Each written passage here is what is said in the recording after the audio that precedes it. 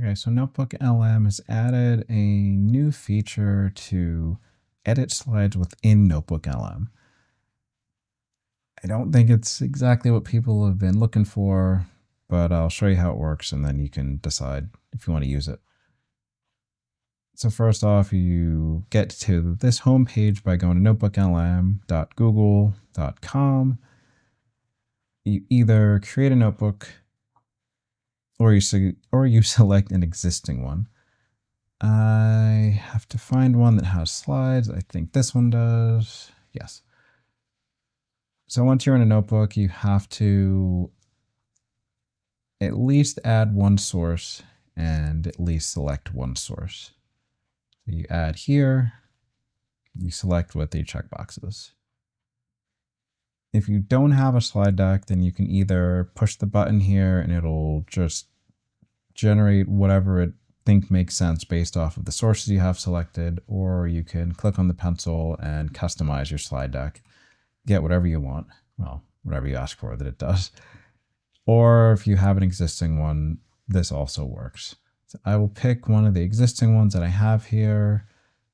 Let me look at this one. Yeah. Okay, so this is the slide deck. And this was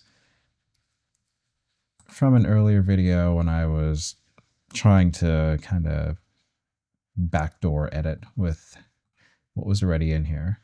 So this is just about different pilot, like aviation weather stuff.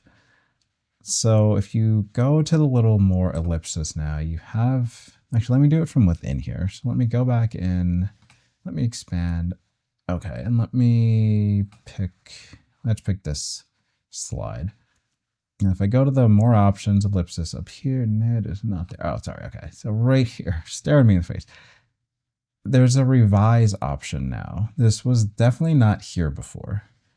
And the way I understand it is you have to do it slide by slide. So I can't just do revise, this entire, 14 slide deck. I can go on a specific slide and I can revise that slide only. So if I click on revise, it will give me an option here to type in whatever change I want to make on this slide. So this is slide 3.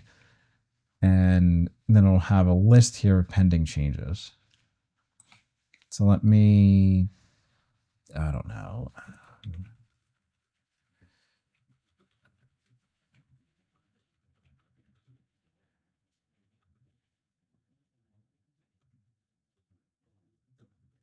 Sure. So for that one, I'm just going to change the background. I'll keep this simple and see how it does. I want to change the background color of this one to dark blue. Right now, it's mostly black.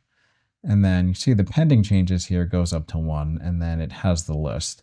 Slide 3, change the background color. I can generate a new deck, or I can go to a different slide. So let's say I want to go to 4, and I want to change something on 4. So this one, I want to change the background color to red. Why not? Again, I'm keeping these simple to give it a chance to succeed. I'll just do 2, but hopefully with that you get the idea. You can go to however many slides you want and then type in the changes that you want. It'll list your pending changes. If you click on this, it'll have slide by slide, the number of the slide, and then the change that you want for that slide. So let's generate a new deck. Okay, it's done. It took about 2.5 minutes. Let's see how it looks. Go back in, and what was that? Now, go back in, expand it this time. And so what I did was I took 3 and 4 and I asked it to change the background. Okay, so that is a blue background. It changed other elements of the slide. The way it's aligned is a little different. This image is different. This image is different. It is blue though. And then 4, I asked to change it to red, which this is red now. And I believe the rest of it is pretty similar, if not the same. The rest of this,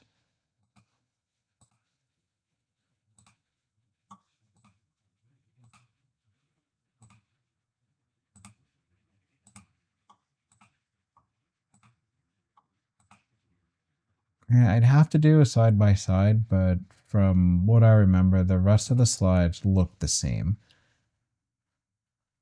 So this is what it does. If you do revise, it works pretty well. Like I said, this one, it changed it slightly. Like it changed a couple of things that I didn't ask it to change. I'm okay with it for this one. Like I said, this one, it didn't really change anything extra. So I think for that one, it worked well.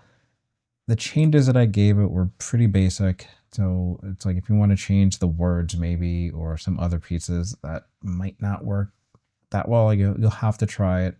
But let me just give you a quick recap. So notebooklm.google.com, and then you get here and then either create a notebook or go into an existing one, add a source. If you don't have one, select a source, at least one, either generate a slide deck or go to an existing slide deck, and then you can either open it or you can click the more menu here and go to revise. But the whole things you want to find revise. Open it, expand it, and then I just click on revise from here. It's just I think it's easier because I can see the whole slide from here. But then pick whichever slide you want and then go into basically revise mode. And then you can go slide by slide, whichever ones you want to change, detail the changes that you want. And then before you generate the new deck, you can go through the pending changes and just make sure that it's what you want, and then either delete them out of there or change it to what you actually want, and then generate a new deck. And then, like I said, mine took a couple of minutes. I think it just depends on how many changes you have and then how detailed they are. But